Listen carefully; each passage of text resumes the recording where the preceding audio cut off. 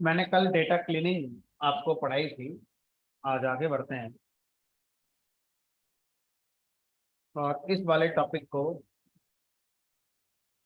पूरा करते हैं। ये टॉपिक ऐसा है जो हम पढ़ रहे हैं, टुकड़ों में इसको पढ़ रहे हैं। डेटा मैनिपुलेशन टॉपिक हम पढ़ रहे हैं टुकड़ों में।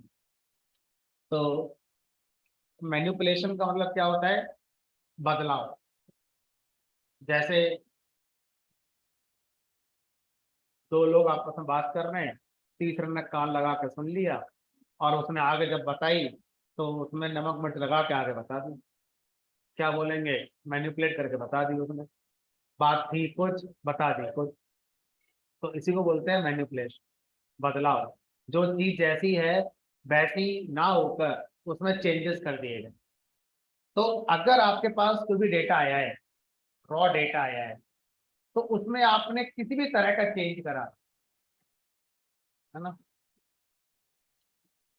Any kind of change in raw data is known as data manipulation.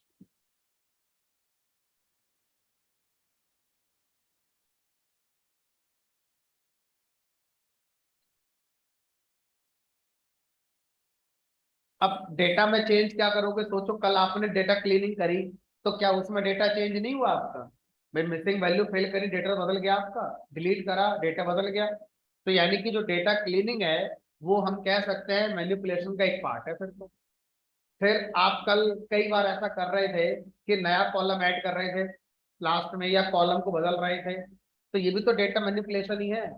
नया कॉलम ऐड करना, एग्जिस्टिंग कॉलम की वैल्यू बदलना, या आप कोई कॉलम पर लॉजिक लगाते हैं या किसी रो पर लॉजिक लगाते हैं, ये सब किसका पार्ट है? डेटा मैनिपुलेशन का ही पार्ट है। ठीक है, तो किसी भी तरह का बदलाव हमारे डेटा में डेटा मैनिपुलेशन कहलाता है। कॉलम का नाम बदलना, कॉलम को रीनेम करना, इंडेक्स को रीनेम करना, नए इंडेक्स असाइन करना, ये सब क्या है? सब हमारा डेटा मैनिपुलेशन के अंदर आएगा। ठीक है, तो अगर हम मेन हेडिंग की बात करें पांडास के, तो पांडास में मेन हेडिंग दो हैं। पहला डेटा एनालिसिस, दूसरा data manipulation.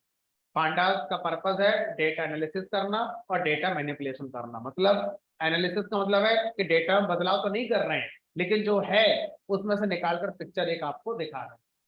That is data analysis. Data manipulation मतलब डेटा में हम क्या कर रहे हैं? बदलाव करना चाहते हैं। तो यूजिंग पांडास हम डेटा में बदलाव भी कर सकते हैं।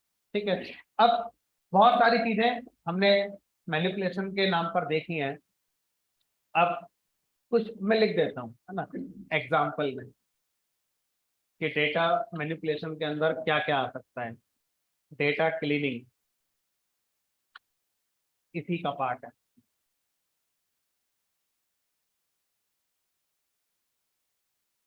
डेटा इनकोडिंग ये भी इसी का पार्ट है, जो मैंने अभी नहीं पढ़ाया है, पढ़ाऊंगा।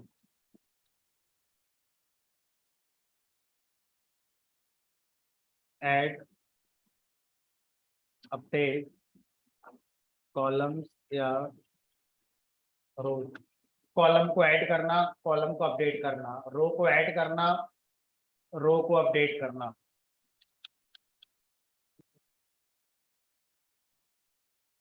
ड्रॉप कॉलम या रो, कॉलम्स को ड्रॉप करना या रोज को ड्रॉप करना।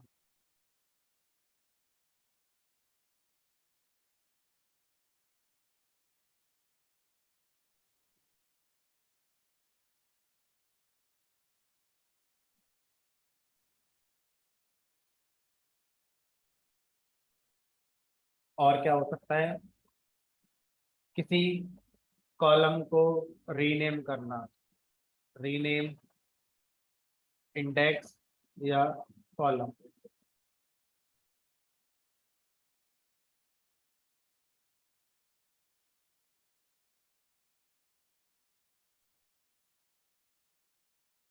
और क्या आ सकता है इसके अंदर, हर वो चीज जिससे डेटा चेंज होता है। अब उसका नाम नहीं है तो एक्सेट्रा लिख देते हैं।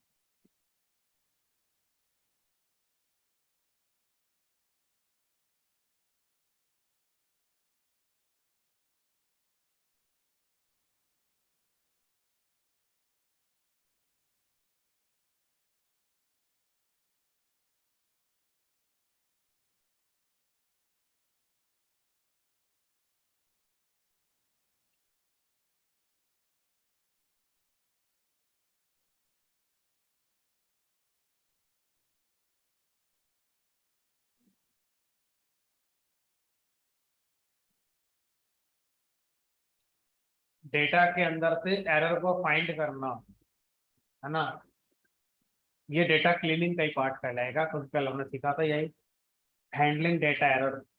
तो डेटा एरर को हैंडल करना क्लीनिंग के अंदर पड़ा था, तो क्लीनिंग का ही पार्ट हो गया।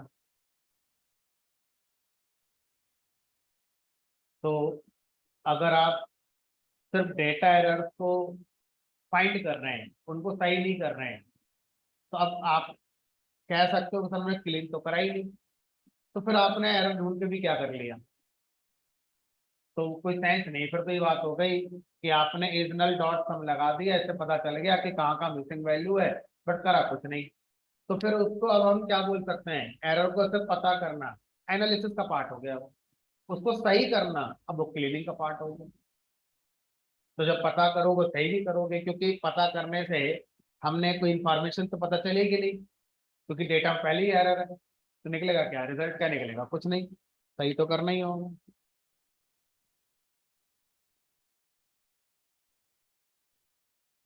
चलो आगे बढ़ते हैं। और सबसे पहले मैं आपको सिखाता हूँ ये वाला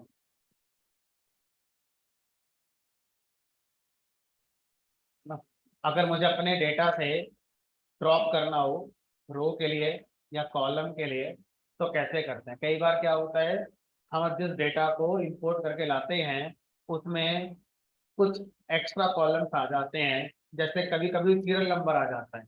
अब सीरियल नंबर कॉलम का कोई काम ही नहीं होता है, उसको अननेसेसरी हम लोग क्या करेंगे अपनी मेमोरी देकर, तो हम चाहते हैं उसको डिलीट कर दूं, उसका मैं कुछ नहीं करना चाहता, है ना। या इसी तरह के और भी कई सारे कॉलम हैं जो हमारे आ जाते हैं, ठीक है। तो कई बार हम अननेसेसरी कॉलम्स को डिलीट करना चाहते हैं, या हो सकता है इसी तरह से रोज को आप डिलीट करना चाहते हैं, तो कैसे करेंगे वो हम एक बार देखें। तो कोई सा भी डेटा आप यूज कर लीजिए इस काम को करने के लिए। तो मान लीजिए रेस्टोरेंट का डेटा ले आते हैं।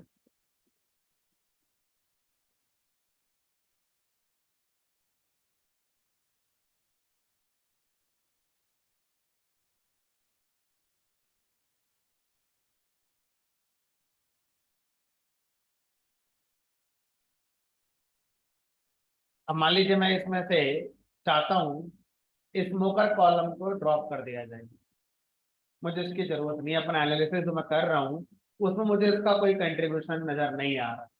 या मैं चाहता हूँ साइज कॉलम को ड्रॉप कर दो, मुझे इसकी कोई जरूरत नहीं है, बाकी मेरे काम, ठीक है। अब कैसे करेंगे इस काम के लिए, टीएफ डॉट ड्रॉप।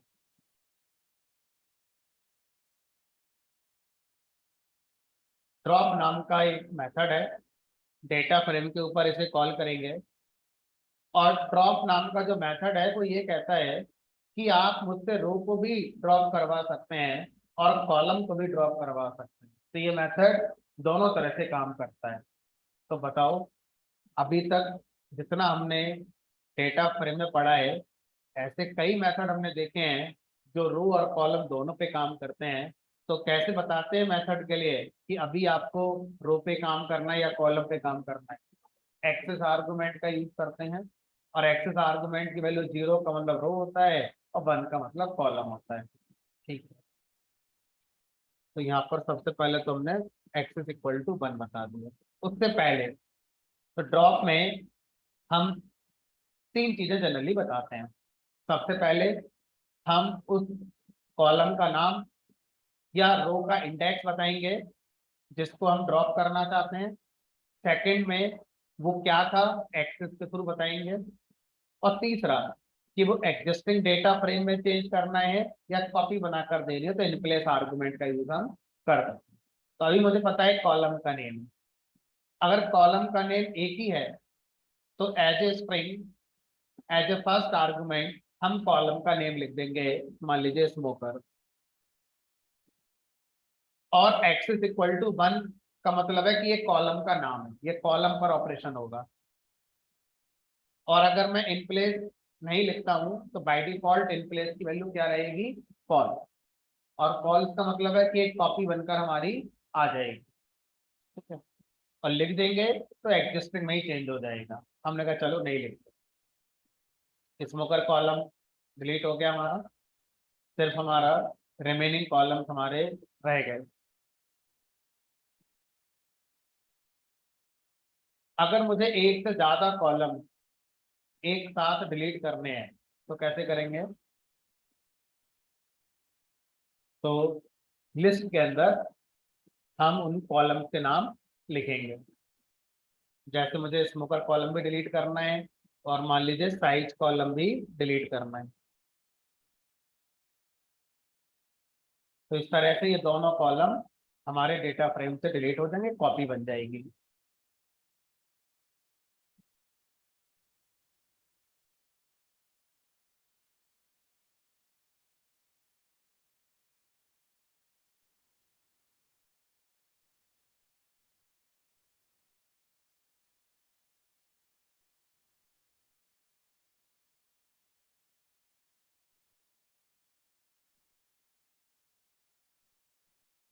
अब ये अक्सर हम लोग चाहते हैं, लेकिन ये थोड़ा सा हमारा इंटरेस्टिंग भी है और चैलेंजिंग भी है। मुझे ये नहीं पता कि कौन सा कॉलम डिलीट करना है, लेकिन मुझे ये पता है कि थर्ड इंडेक्स का कॉलम डिलीट करना है, 0 1 2 3। अब थर्ड इंडेक्स पर जो भी कॉलम है उसे डिलीट कर देना है।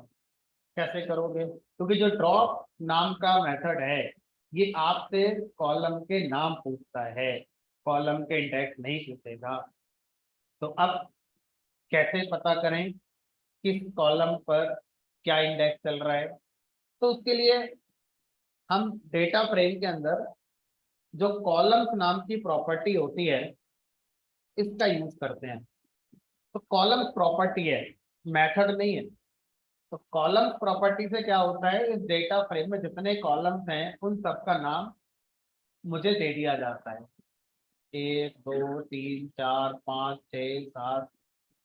अब सोचो ध्यान से, जो सातों के सातों कॉलम के नाम मुझे दिए गए हैं, एरे लाइक कोई कॉन्सेप्ट है उसमें रखकर मुझे दिए गए, लिस्ट लाइक या एरे लाइक में रखकर मुझे दिए गए। सोचो अगर मैं इस पर इंडेक्स लगा दूं 0, तो बताओ किस कॉलम को रेफर करेगा,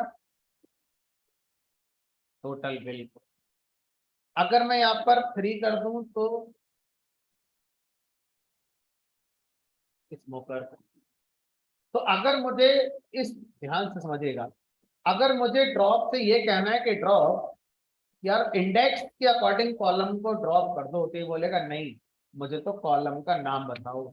तो हमने थर्ड इंडेक्स पर कॉलम जो था उसे डिलीट करना है, तो इस सिंटैक्स का यूज करके क्या पहले मैं थर्ड इंडेक्स के कॉलम का नाम गेट कर सकता हूँ, आंसर इज यस। अब जो भी कॉलम का नाम आया ड्रॉप को मिल जाएगा और ड्रॉप उसको डिलीट कर देगा, इसमें कर गया।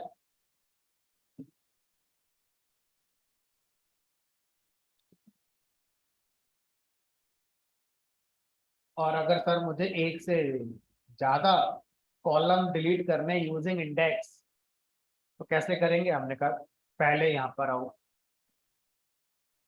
इससे सारे कॉलम्स के नाम आ गए। अब मुझे सिर्फ एक इंडेक्स पर, 0 इंडेक्स पे जो कॉलम है उसका नाम चाहिए, मिल गया। अगर मुझे एक साथ 2 या 3 कॉलम के नाम चाहिए, 0 इंडेक्स के कॉलम का नाम चाहिए, थर्ड वाले का नाम भी चाहिए, फोर्थ वाले का भी चाहिए, तो इनको एक लिस्ट में मैं लिखूंगा। इससे क्या होगा, इससे मुझे इन तीनों इंडेक्स पर जो कॉलम है उनके नाम मुझे मिल जाएंगे। टोटल बिल मिल गया, स्मोकर मिल गया और डे मिल गया।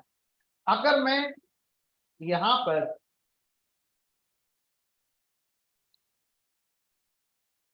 ये वाला सिंटैक्स लिख दूं तो इससे ये तीनों कॉलम गए, जीरो इंडेक्स का गया, थर्ड का भी गया और फोर्थ का भी गया।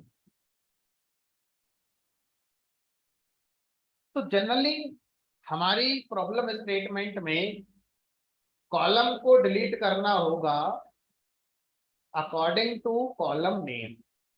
बहुत कम चांस होते हैं कि अकॉर्डिंग टू कॉलम इंडेक्स हम कॉलम को डिलीट करते हैं, ठीक है।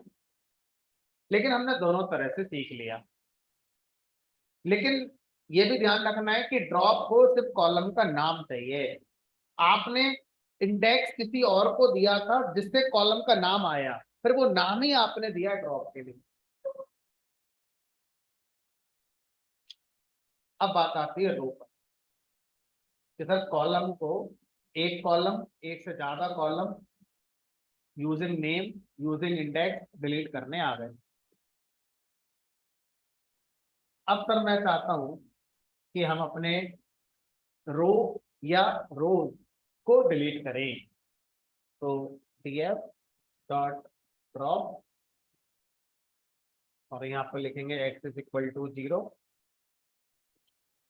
अब x इज इक्वल टू 0 का मतलब हो गया कि मैं रो को या रोज को इंडेक्स डिलीट करने जा रहा हूँ।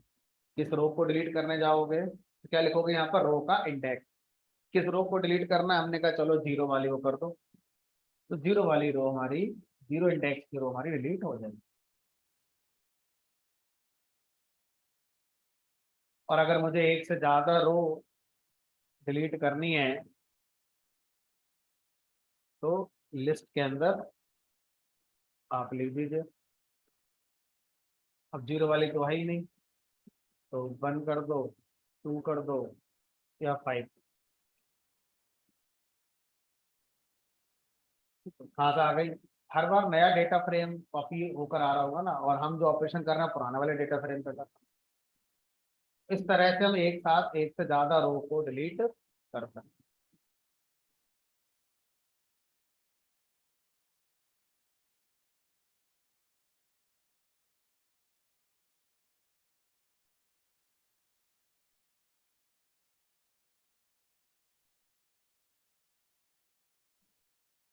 अब बात आती है किसी कॉलम पर ब्रॉडकास्टिंग करना, किसी कॉलम पर ब्रॉडकास्टिंग करना।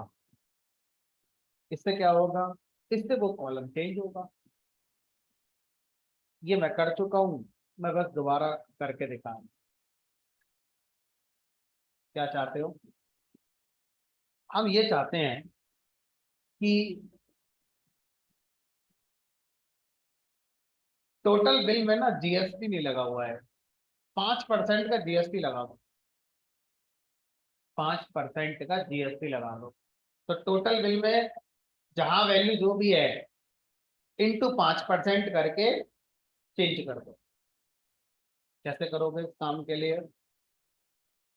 अगर आप ऐसा करेंगे तो आपके पास दो तरीके होंगे सोचने के। पहला तरीका होगा कि ऐसा तो नहीं है, इस कॉलम की एक एक वैल्यू पर मैं लूप चलाऊंगा। अगर मैं एक लूप किसी कॉलम पर चलाता हूं तो चला सकता हूं, हमने कहा क्यों नहीं चलेगा। कैसे चलेगा सर बताना जरा। और आई इन रेंज नहीं सोचना है, df डॉट टोटल बिल।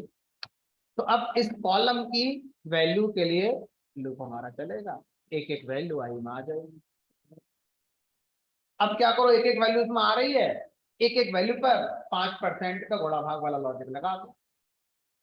एक सोचने का जो तरीका होगा वो ये होगा। लेकिन जैसे ही मैंने सुना कि नहीं, डेटा फ्रेम के कॉलम ब्रॉडकास्टिंग को सपोर्ट करते हैं, तो इस लाइन का मतलब यह है कि आपको एक एक वैल्यू के पास जा जाकर गुणा भाग का लॉजिक नहीं लगाना है, आप कॉलम के नाम पर गुणा भाग वाला लॉजिक लगा दो। ऑटोमेटिकली वो हर वैल्यू के साथ अप्लाई कर दिया जाएगा, तो आपको लूप वूप लगाने की जरूरत नहीं बचती। क्या बोलेंगे थे? ब्रॉडकास्टिंग। ब्रॉडकास्टिंग का मतलब है एक एक वैल्यू पर मुझे कोई ऑपरेशन परफॉर्म करना है किसी कॉलम की, लेकिन मुझे एक एक वैल्यू के पास नहीं जाना लूप लगाकर। फिर क्या करोगे? हमने कहा देखो अभी अगर मैं ऐसे करूं i+1, तो हर वैल्यू +1 हो गया। ब्रॉडकास्टिंग से अगर मैं इस काम को करता तो कैसे करता? हमने कहा ब्रॉडकास्टिंग से आप ऐसे करते tf डॉट टोटल बिल +1। तो आपने +1 वाला ऑपरेशन एक एक वैल्यू पर नहीं करा, किस पे करा? कॉलम के नेम पर कर दिया। ब्रॉडकास्ट का मतलब है ऑटोमेटिकली एक एक वैल्यू पर हो जाएगा।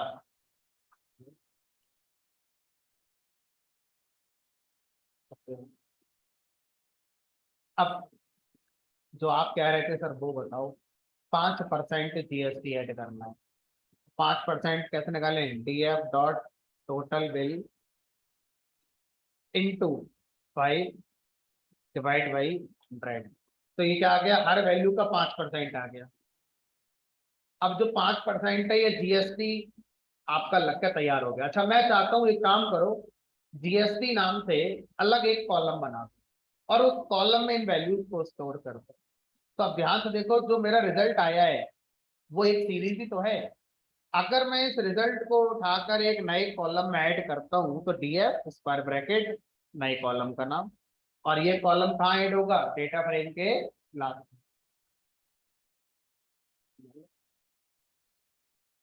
लग गया जी डीएफ को।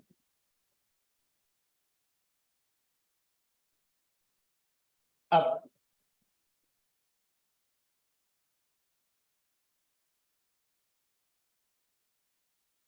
जब हम ब्रॉडकास्टिंग शब्द बोलते हैं तो इसका मतलब ये भी होता है कि दो कॉलम पर ऑपरेशन करना, एलिमेंट बाय एलिमेंट।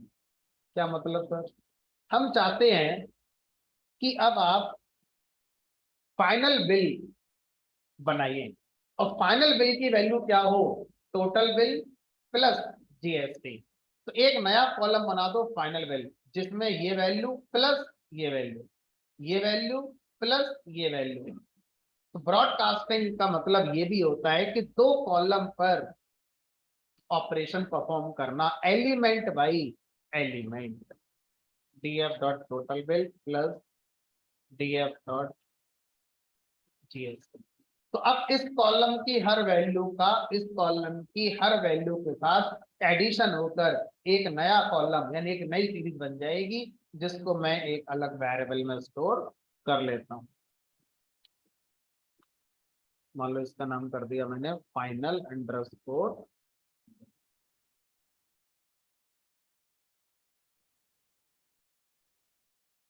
तो इस तरह से हम किसी कॉलम पर कोई भी अर्थमेटिक ऑपरेशन कर सकते हैं ब्रॉडकास्टिंग का यूज करके। दो कॉलम पर ब्रॉडकास्टिंग कर सकते हैं अर्थमेटिक की। दो कॉलम पे करेंगे तो दो कॉलम की हर वैल्यू का अर्थमेटिक हमारा होगा वैल्यू बाई वैल्यू।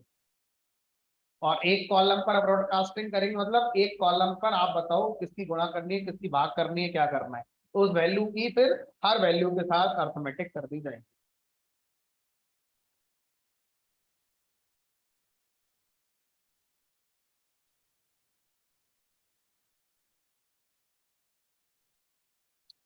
अब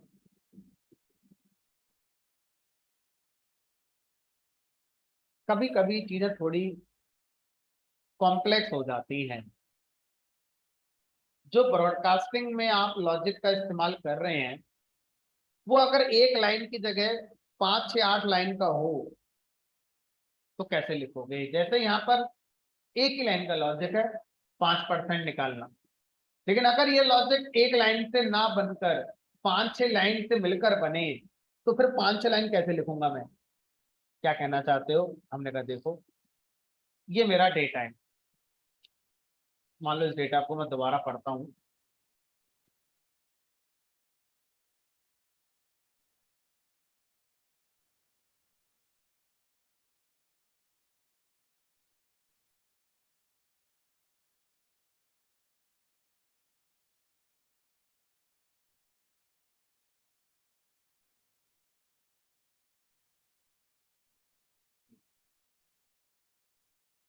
टोटल बिल पे जीएसटी लगानी है, लेकिन नए स्लैब आ गए हैं उसके साथ लगानी है, मान के चलते हैं ऐसा। जिसका बिल 10 से नीचे है उस पर कोई जीएसटी नहीं लगेगी। जिसका बिल 10 से 15 के बीच में है उस पर 5% जीएसटी लगेगी। जिसका बिल 15 से 20 के बीच में है उस पे 10% जीएसटी लगेगी। और जिनका बिल 20 से ज्यादा है उन पर 20% जीएसटी लगानी है। अब कैसे लगाओगे? क्योंकि आपको बिना इफ एल्स से चलेगा नहीं, इफ एल्स लगाना पड़ेगा, कंडीशन डालनी पड़ेगी। इस काम को कैसे किया जाए? तो अगर किसी भी कॉलम पर जो आप लॉजिक लगाने जा रहे हैं वो लॉजिक एक से ज्यादा लाइन का है, तो उस लॉजिक को आप एक फंक्शन में लिखेंगे। पहले एक फंक्शन बनाएंगे, उस फंक्शन के अंदर वो लॉजिक लिखेंगे जो किसी कॉलम पर आप अप्लाई करना चाहते हैं। तो मान लीजिए मैंने एक फंक्शन बना दिया जिसका नाम कर दिया ऐड जीएस, किसी भी नाम से बना लो। और इस फंक्शन का ढांचा कैसे रखेंगे? इस फंक्शन का ढांचा ऐसे होगा कि आपसे ये एक वैल्यू रिसीव करेगा, एक वैल्यू आएगी, इस वैल्यू को ये रिसीव करेगा, ठीक है। और ये आ गई आपकी वैल्यू। और इस वैल्यू पर आपको क्या करना है? अपना कंडीशन लगानी है। इफ ये वैल्यू लेस देन 10 है तो आपको क्या करना है? यही वैल्यू वापस कर देनी है बिना कोई टैक्स लगाए हुए। एलिफ आप एक कॉलम का नहीं सोच रहे हैं, आप एक कॉलम पर जो एक वैल्यू है उसका सोचते हुए कोड बना रहे हैं। अगर ये value greater than equal to 10 है एंड ये वाली वैल्यू लेस देन 15 है, तो अब इसमें आपको क्या करना है? इस वैल्यू पर 5% का जीएसटी लगाना है। तो इससे क्या आया? इससे सिर्फ 5% आया। अब 5% लगाना है मतलब जो वैल्यू थी उसमें जोड़ना है ना। तो क्या कर दो? वैल्यू प्लस वैल्यू का 5%। अब जो रिजल्ट आया क्या कर दो? उसको वापस कर। अगर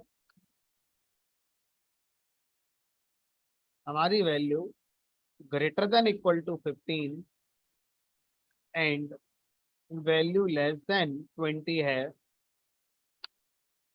तो हमें 10% का जीएसटी बताया गया है।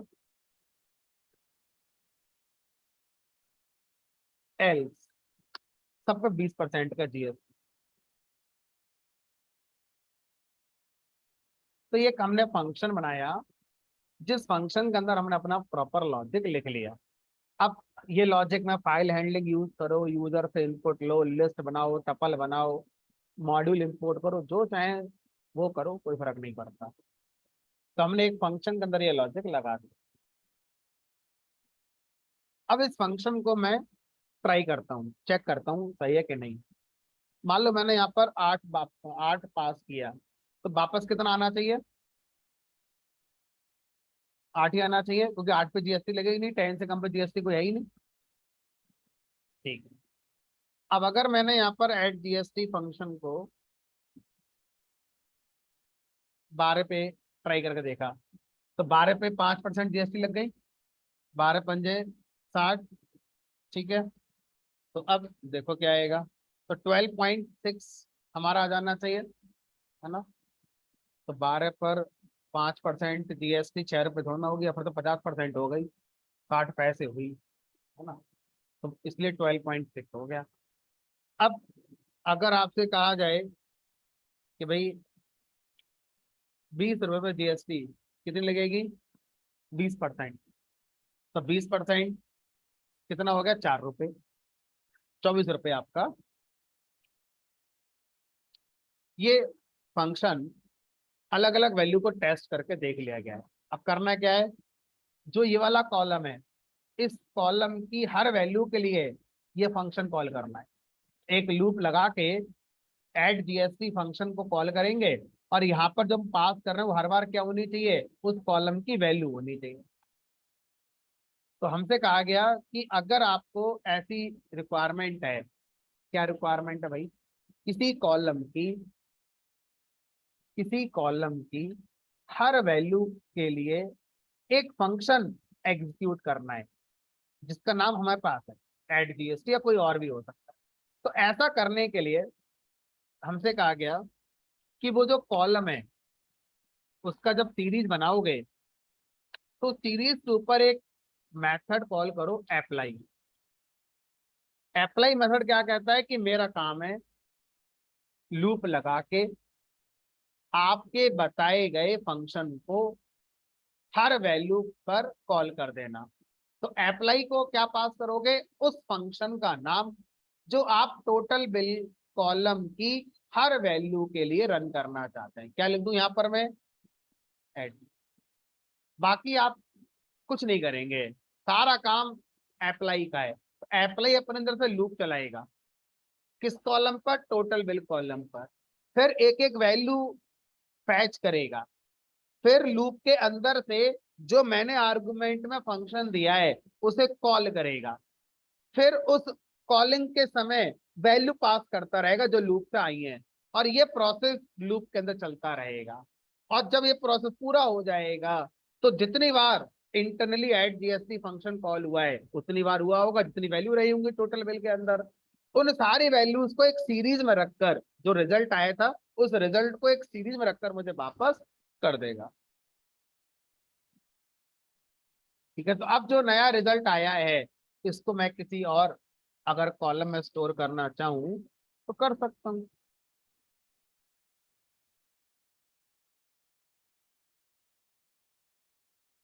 अब जो ये जीएसटी बनकर आई है ये आपके इस लॉजिक के अकॉर्डिंग बनकर आई है। तो अप्लाई मेथड का काम होता है किसी कॉलम पर एक फंक्शन को अप्लाई करना, और उस फंक्शन में क्या लिखा होगा, आपने अपना कोई लॉजिक लिखा होगा जो आप चाहते थे उस कॉलम की हर वैल्यू के साथ रन हो।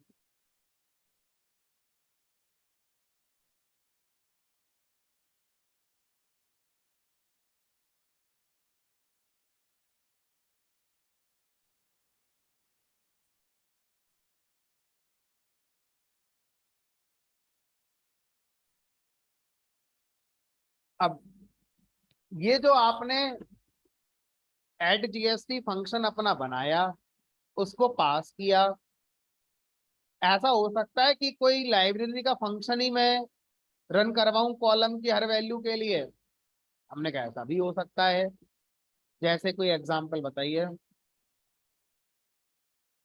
मैं चाहता हूं जेंडर कॉलम में जितनी भी वैल्यूज हैं उन सारी वैल्यूज का लोअर केस बना दीजिए। जेंडर कॉलम फीमेल में कैपिटल है, हर वैल्यू को लोअर केस में ले आइए। अब कैसे करें इस काम के लिए, हम्म,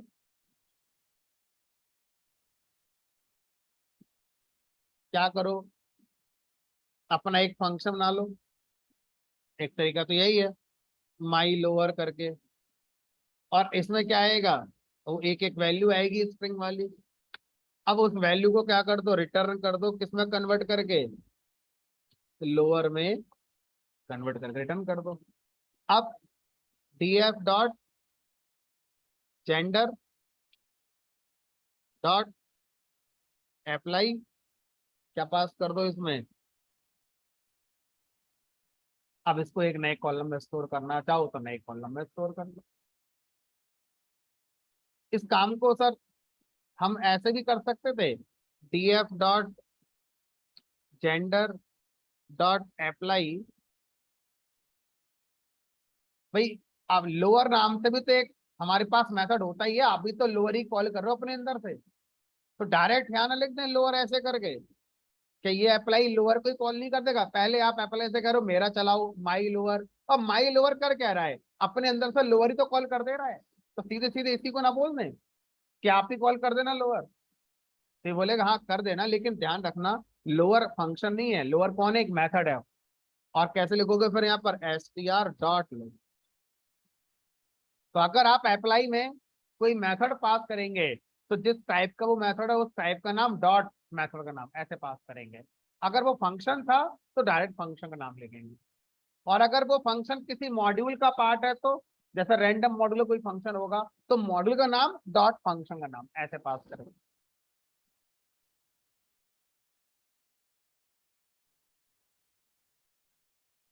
जैसे जरूरत तो नहीं है लेकिन सिखाने के लिए मैं चाहता हूं साइज कॉलम में जितनी वैल्यू है हर वैल्यू का फैक्टोरियल निकल जाए।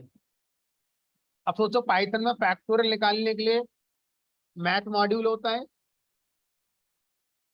और मैथ मॉड्यूल के अंदर फैक्टोरियल नंबर क्या होता है, फंक्शन होता है जिसका निकालना है फैक्टोरियल निकाल के दे देता है।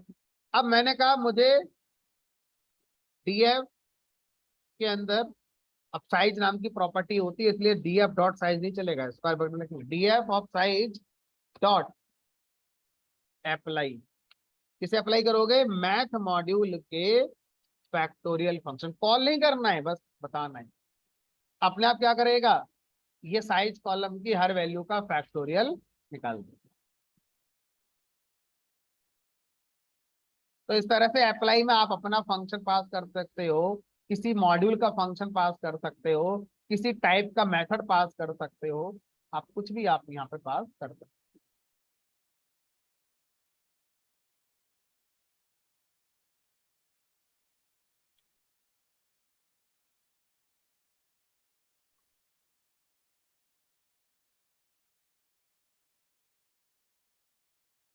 ठीक है,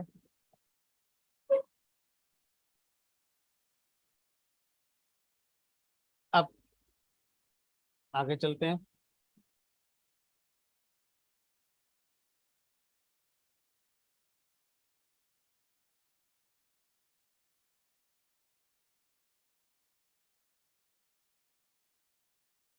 किसी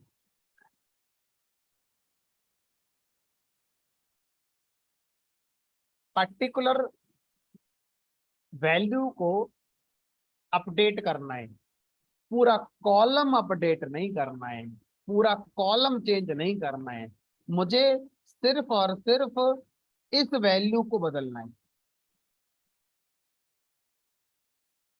तो क्या ऐसा कर सकते हैं, अभी तक जो आपने मैनिपुलेशन सिखाया उसमें पूरा कॉलम शामिल हो रहा है। हम पूरे कॉलम को शामिल नहीं करना चाहते, पर्टिकुलर वैल्यू को ही हिट करते हैं और उसी को बदलना है। गलती से ये गलत लिख गई है, बस बाकी सब सही है, ये वैल्यू गलत लिख गई है, इसको मुझे सही करना है। तो कैसे, किसी पर्टिकुलर वैल्यू को हिट करते हैं। तो किसी पर्टिकुलर वैल्यू को हिट करने के लिए आपके पास डेटा फ्रेम के अंदर दो प्रॉपर्टीज हैं। इन शब्दों को आपको अपना दोस्त बनाना पड़ेगा।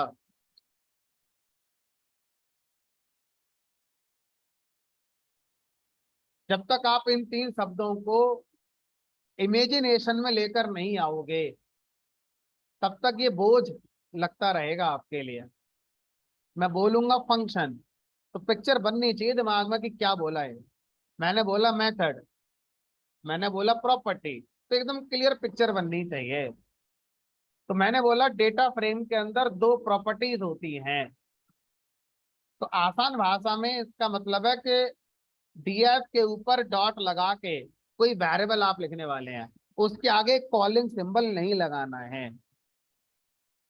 तो डेटा फ्रेम के अंदर जो प्री डिफाइंड वेरिएबल्स हैं, जैसे अगर आपने अपनी एम्प्लॉय क्लास का ऑब्जेक्ट बनाया तो उसके अंदर आपके वेरिएबल हो सकते हैं एम्प्लॉय आईडी, एम्प्लॉय की सैलरी, है ना।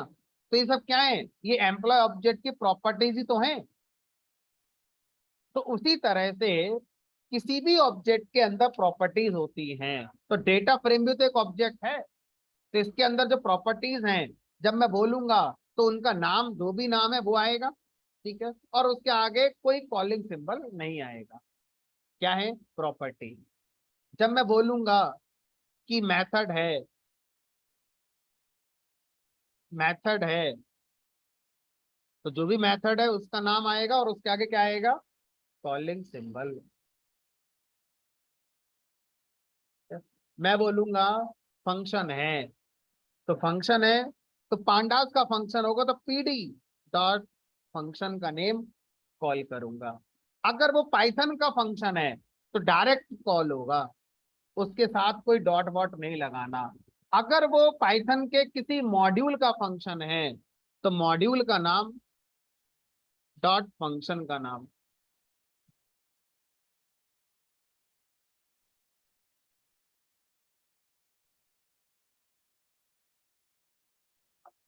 ये समझने से समझ में आती हैं, लेकिन चली भी जाती हैं।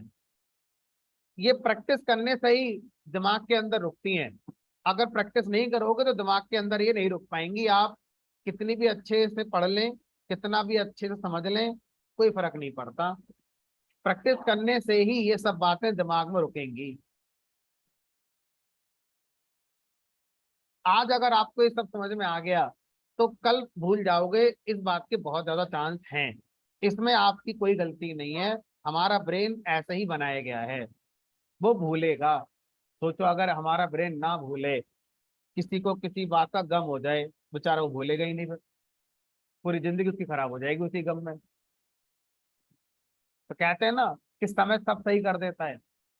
क्यों कहते हैं? इसलिए कहते हैं क्योंकि समय के साथ दिमाग भूलता है। तो चाहे वो गम हो चाहे खुशी हो, भूल जाओगे आप।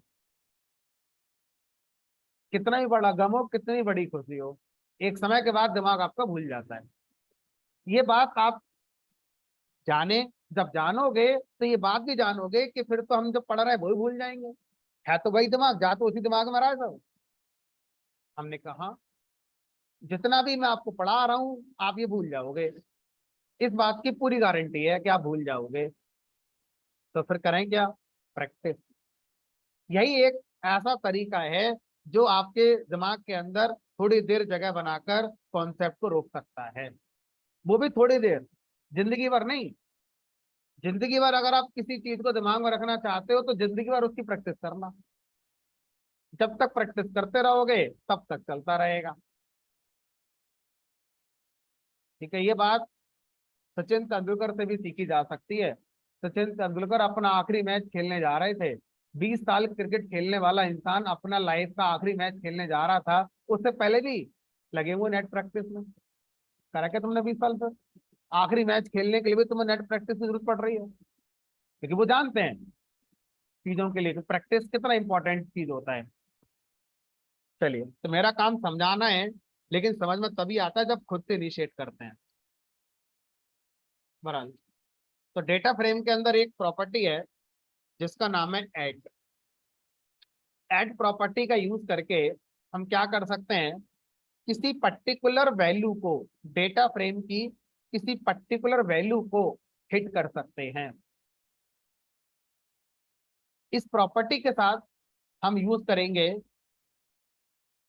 स्क्वायर ब्रैकेट का पेयर।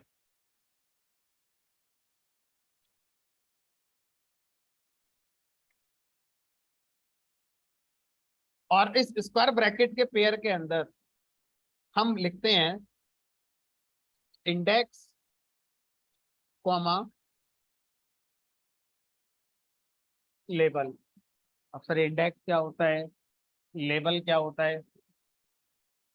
इंडेक्स जो रो के इंडेक्स होते हैं, 0 1 2 3 जो आपको देख रहे हैं, उनको कहा जाता है।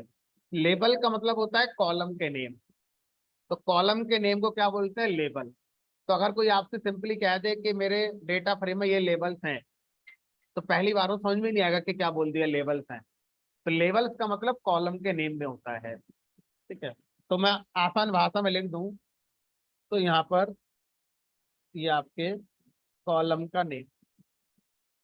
तो ऐड प्रॉपर्टी को आप स्क्वायर ब्रैकेट में क्या बताओगे? जिस वैल्यू को हिट कर रहे हो उसका इंडेक्स और उसका कॉलम का नेम। तो अब अगर मैं यहाँ पर लिख दूं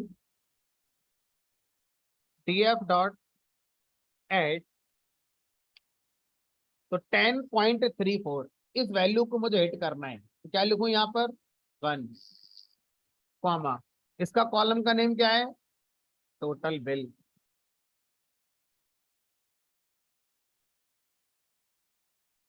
ऐसा करने से क्या होगा? वैल्यू आ जाएगी। अगर मैं इस पर कुछ असाइन करूंगा तो वैल्यू अपडेट हो जाएगी। असाइनमेंट ऑपरेटर लगा दूंगा तो उस पर्टिकुलर लोकेशन पर वैल्यू अपडेट हो जाएगी, और असाइनमेंट नहीं लगाऊंगा तो इस वैल्यू को मुझे वापस कर दिया जाएगा। हाँ भाई। और अगर मैं इसको असाइन कर दूं तो बताओ क्या करना? हमने कहा 12 कर दो। असाइनमेंट ऑपरेटर हमेशा एग्जिस्टिंग में चेंज करता है, कॉपी नहीं बनाता कभी भी। ठीक है।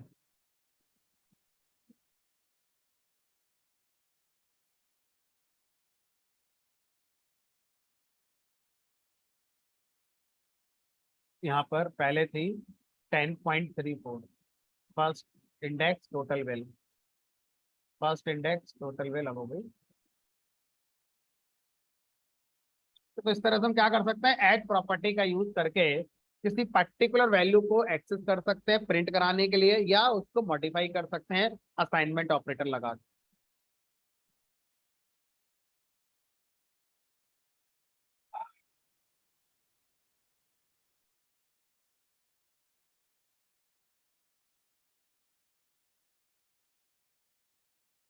एक दूसरी प्रॉपर्टी है डेटा फ्रेम की, एक और प्रॉपर्टी जिसका नाम है आई एट।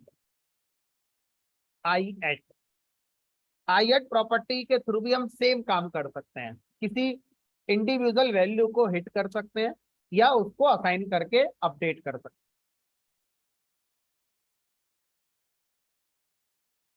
आई एट जो प्रॉपर्टी होती है, इसमें क्या लिखते हैं?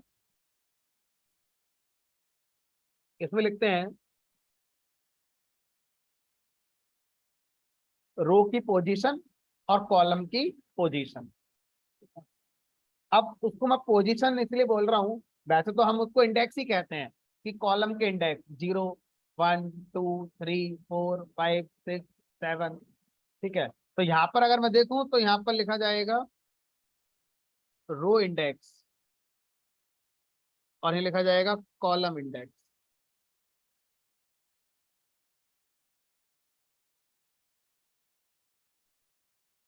अब ये जो रो इंडेक्स है, और सर यहाँ पर आपने इंडेक्स लिखा, ये है बढ़िया खेल समझने के लिए। इंडेक्स वर्सेस रो इंडेक्स सब एक ही जैसे लग रहा है सुनने में, देखने में फर्क है। इंडेक्स शब्द जब बोला जाए, उसके साथ रो शब्द ना बोला जाए, सिर्फ इंडेक्स वर्ड बोला जाए, तो वो होता है जो हमें दिखता है। ये इसको इंडेक्स कहते हैं। ठीक है। ये लेबल्स हैं, ये कॉलम के लेबल्स हैं। अब कोई आपसे बोले कॉलम इंडेक्स, कॉलम इंडेक्स का मतलब हो गया दिस वन, 0, 1, 2, 3, 4, 5, 6, 7, रुको जरा, -1, -2, -3, -4, -5, -6, -7, ये क्या है? ये कॉलम के इंडेक्स। ये वो इंडेक्स है जो हम आज तक लिस्ट में, एरे में, टपल में बोलते थे, समझते थे और यूज करते थे। ये वो वर्ड इंडेक्स। ठीक है। अब ये है कॉलम इंडेक्स। जब मैं रो इंडेक्स की बात करूंगा तो रो इंडेक्स वही वाले होते हैं, 0। तो हर रो का इंडेक्स होगा। अच्छा, जो दिख रहा है वो, ये सिर्फ इंडेक्स है, ये रो इंडेक्स है। ये बड़ा कंफ्यूजिंग है सर। तो सीख लेते हैं ना, सीखने से सब चीजें आती हैं, सिर्फ सोचने से या सुन लेने से नहीं आएंगे। तो अब मैंने बोला इंडेक्स, फिर बोला मैंने रो इंडेक्स। रो इंडेक्स वो है जो हर रो की पोजीशन होती है, जो लैंग्वेज प्रोवाइडेड है, जिसमें हम कुछ नहीं कर सकते, लैंग्वेज ही कुछ करेगी। अगर मैं इस वाली रो को कट कर दूं, इस वाली रो को डिलीट कर दूं, तो इसका जो रो इंडेक्स है वो शिफ्ट हो जाएगा। अब ये हमारा जो ये वाला है, ये यहाँ आ जाएगा, ये यहाँ आ जाएगा, एक एक कम हो जाएंगे सारे, यानी कि ये 1 हो जाएगा, ये 2 हो जाएगा, एंड सो ऑन। लेकिन अगर जो ये इंडेक्स है, सिंपली इंडेक्स, जिसमें पहले रो वर्ड नहीं बोलते, ये नहीं बदलेगा, ये जैसा था वैसा ही रहेगा, इसमें कहीं कोई चेंज नहीं आएगा। तो मैं एक काम करता हूँ, पहले ये करके दिखाता हूँ।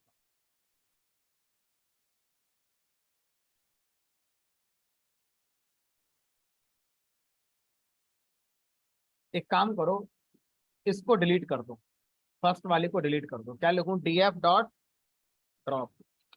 ड्रॉप में क्या लिखते हैं? इंडेक्स। रो इंडेक्स नहीं, इंडेक्स।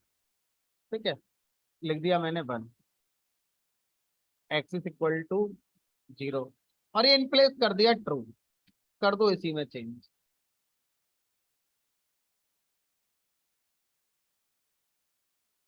तो अगर मैं आपसे कहूं कि इस डेटा फ्रेम के इंडेक्स क्या हैं, 0 2 3 4 5, मैं आपसे कहूं इस डेटा फ्रेम में रो के इंडेक्स क्या हैं, 0 1 2 3, ये वो हिडन है जो होते ही होते हैं। हर रो के लिए पांडास ने दिए ही होंगे, ये वो हैं। इन्हें बोलते हैं रो इंडेक्स, इन्हें बोलते हैं इंडेक्स। ठीक है, ये है लेबल या कॉलम के नेम, और ऊपर जो नंबर वाले आएंगे उन्हें बोलेंगे कॉलम के इंडेक्स। ठीक है, तो अब जो आई एट है, उसमें आई का मतलब रो इंडेक्स और कॉलम इंडेक्स से है। दोनों के क्या बताओगे? इंडेक्स। रो का इंडेक्स बताओगे और कॉलम का इंडेक्स बताओगे। ठीक है, तो अब मैं यहाँ पर अगर इस वैल्यू को हिट करना चाहता हूं यूजिंग आई एट, क्या लिखूं? df डॉट आई एट, बताओ इसका रो इंडेक्स क्या है, इस वाली रो का 1, कॉमा इस वाले का कॉलम इंडेक्स क्या है, 0। क्या मिलेगा मुझे? 21.01। अब रुक जाओ सर, सेम आप लाकर दिखाओ ऐड से। ऐड में क्या लिखते हैं? Index comma label, index comma label. बताओ इस रो का इंडेक्स क्या है, 2, और इस जगह का लेबल क्या है, टोटल बिल।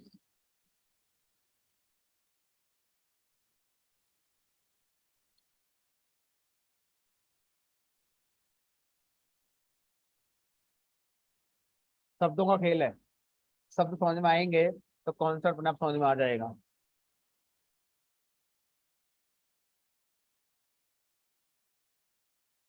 ठीक है, अब मुझे अगर इस वैल्यू को बदलना है using I at, df dot I at, क्या लिख दूं? 1, 0 इक्वल टू, क्या कर दो? अपना 15 कर दो। तो सर एक चीज बताओ, जो मैं अब करने जा रहा हूं ये गलत है या सही है? -1, -2, -3, -4, -5, -6, -7, -8, इस वाले कॉलम का इंडेक्स -8 भी तो होगा। लास्ट से अगर पढ़ते हैं तो हम ये भी सीख लेंगे, हाँ कॉलम में भी वही इंडेक्सिंग होती है जो लिस्ट अपल में होती थी दोनों तरफ से। तो इसको मैंने 16 कर दिया।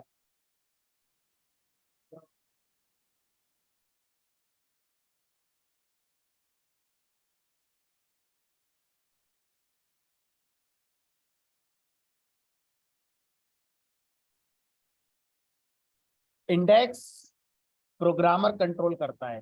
प्रोग्रामर चाहे तो कुछ भी कर दे, इसको मैं स्ट्रिंग कर सकता हूँ, फ्लोट कर सकता हूँ, जो मेरा मन करे वो मैं कर सकता हूँ। करो df डॉट रीनेम। मैंने कहा भाई 0 इंडेक्स को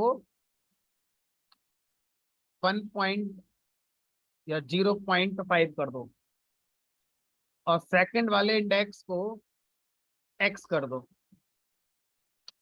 इन प्लेस इक्वल टू ट्रू कर दो। ये देखो साहब, इंडेक्स को मैं अपने अकॉर्डिंग जो चाहे वो कर सकता हूँ, इंटीजर, फ्लोट, स्ट्रिंग, जो मेरा मन करे वो मैं कर सकता हूँ। प्रोग्रामर कंट्रोल करता है इंडेक्स के लिए। बट जो रो इंडेक्स होंगे वो प्रोग्रामर के बस की नहीं है। वो अभी भी वही चल रहे हैं, 0 1 2 3 4, ये सब चल रहे हैं वो। चलो, अब अगर आपसे कहा जाए कि मुझे ये वैल्यू चाहिए, यूजिंग एड प्रॉपर्टी क्या लिखोगे? 16.99 को प्रिंट करना है यूजिंग एड प्रॉपर्टी, तो df डॉट एड, बताओ क्या लिखें? तो 0.5 कॉमा टोटल।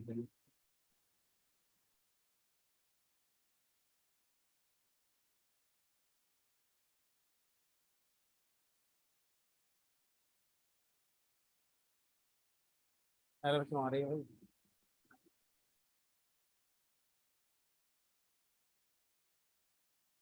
मुझे लग रहा है एक आपने स्प्रिंग कर दिया है, बाकी सब क्या बन गए होंगे? स्प्रिंग बन गए होंगे।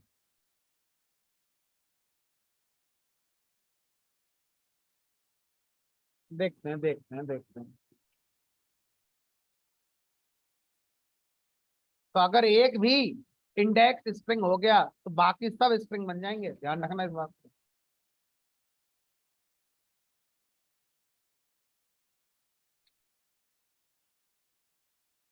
और यही अगर आई एड से निकालूं तो D F dot I at क्या लिखूं? 0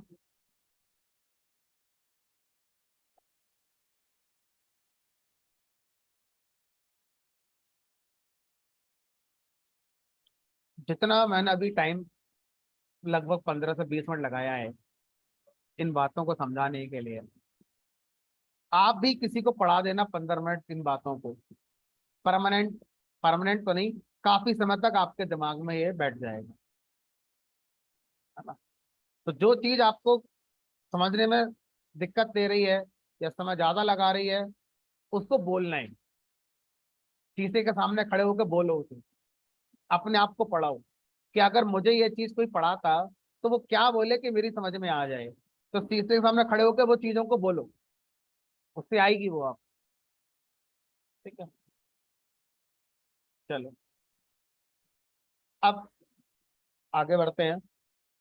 एट और आई एट के बाद अगला कंसेप्ट आता है, मुझे किसी पर्टिकुलर कॉलम को गेट करना है, पूरे के पूरे कॉलम को गेट करना है, एक से ज्यादा कॉलम गेट करने हैं, या स्पेसिफिक कॉलम्स को गेट करना है, तो कैसे करेंगे?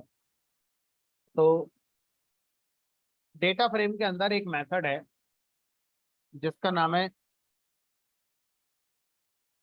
Select D types. Select D types जो मेथड है वो क्या करता है, आपसे डेटा टाइप का नाम पूछेगा, आपने कह दिया फ्लोट, तो क्या करेगा, इस डेटा फ्रेम में जितने भी फ्लोट टाइप के कॉलम हैं बस उनको सेलेक्ट करेगा और एक डेटा फ्रेम में रखकर आपको दे देगा। ये कब हमारे लिए बहुत फास्ट वे हो जाता है, जब मैं कोई भी अपना एनालिसिस या कोई भी कंप्यूटेशन डेटा फ्रेम के साथ सिर्फ उसके फ्लोटिंग कॉलम पर करना चाहता हूँ, मुझे इंटीजर कॉलम स्ट्रिंग कॉलम से अभी कोई लेना देना नहीं है। तो आपको क्विकली सारे के सारे फ्लोटिंग कॉलम अगर निकालने हैं तो सेलेक्ट डी टाइप से आप क्या कर सकते हैं, इस काम को कर सकते हैं। यहाँ पर कॉलम का नाम नहीं लिखना है, आपको डी टाइप लिखना है, तो इससे एक नया डेटा फ्रेम बनेगा जिसमें सिर्फ वही कॉलम्स आएंगे जो फ्लोटिंग टाइप के होंगे। एग्जिस्टिंग डेटा फ्रेम में 3 कॉलम ऐसे थे जो फ्लोटिंग वैल्यू कंटेन करते थे, वो सारे के सारे आ गए। और अगर मुझे सिर्फ इंटीजर कॉलम पे ही काम करना है तो क्या लिखेंगे, df dot select D type integer,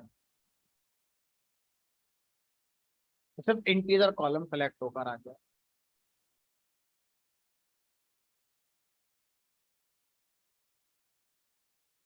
और अगर मुझे कोई भी न्यूमेरिक कॉलम चाहिए, चाहे वो इंटीजर हो चाहे वो फ्लोट हो, जितने भी न्यूमेरिक कॉलम है सब आ जाए, स्ट्रिंग वाले ना आए।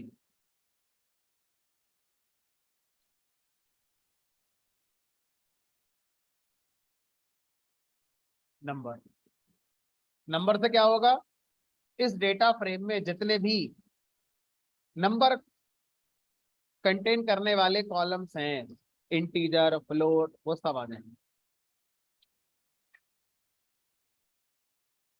अगर कोई मुझसे कहे कि भाई मेरे डेटा पर एग्रीगेट ऑपरेशन परफॉर्म कर दो, तो मैं जानता हूँ एग्रीगेट ऑपरेशन जनरली नंबर वाले कॉलम पर परफॉर्म होते हैं। तो मैं क्या करूंगा, क्विकली इस कोड को लिखकर नंबर कॉलम्स ले आऊंगा और फिर उनके ऊपर डिस्क्राइब मेथड कॉल कर सकता हूँ। ठीक है, या जो भी आप करना चाहो वो आप कर सकते हो।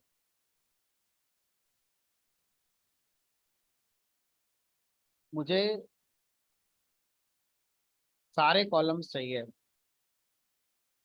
इंटीजर को छोड़कर, स्ट्रिंग भी आ जाए, फ्लोट भी आ जाए, कोई और है वो भी आ जाए, बस इंटीजर कॉलम ना आए। अभी तक आप डी टाइप्स को बता रहे हो कि किस टाइप के कॉलम को इंक्लूड करना है। अब हम ये भी बता सकते हैं कि एक्सक्लूड इसे करना है, बाकी जो बच गए सब ले आओ, ऐसा भी कर सकते हैं। तो यहाँ पर अगर आप ऐसा करना चाहते हैं तो लिखेंगे df dot select D types exclude. Include के लिए इंक्लूड लिखना ऑप्शनल है, अगर लिख दोगे तो गलत भी नहीं है कि क्यों लिख दिया, बेटर रीडेबिलिटी अच्छी हो जाएगी। नहीं लिखोगे तो बाय डिफॉल्ट जो भी आप बता रहे हो वो इंक्लूड ही माना जाता है। ठीक है, लेकिन एक्सक्लूड के लिए आपको एक्सक्लूड कीवर्ड आर्गुमेंट लगाना पड़ेगा कि भाई इस टाइप के जितने कॉलम्स हैं उसको एक्सक्लूड कर दो, बाकी जितने कॉलम है सब ले आओ। तो स्ट्रिंग भी आएगा, फ्लोट भी आएगा, सब आएंगे, बट इंटीजर कॉलम कोई भी नहीं आएगा।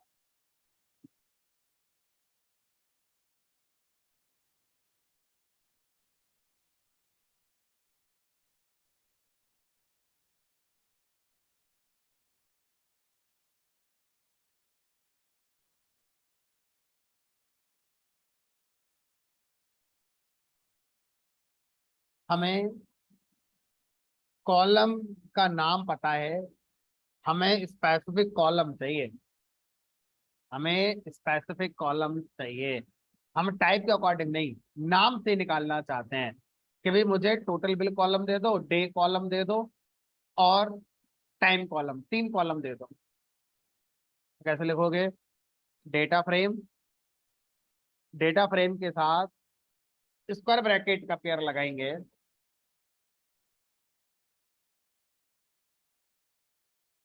और स्क्वायर ब्रैकेट के अंदर लिस्ट में हम उन कॉलम के नाम लिखेंगे जो हम चाहते हैं हमें मिले, जिस ऑर्डर में चाहते हैं उस ऑर्डर में लिखें। मान लीजिए मैं चाहता हूं पहले डे आए,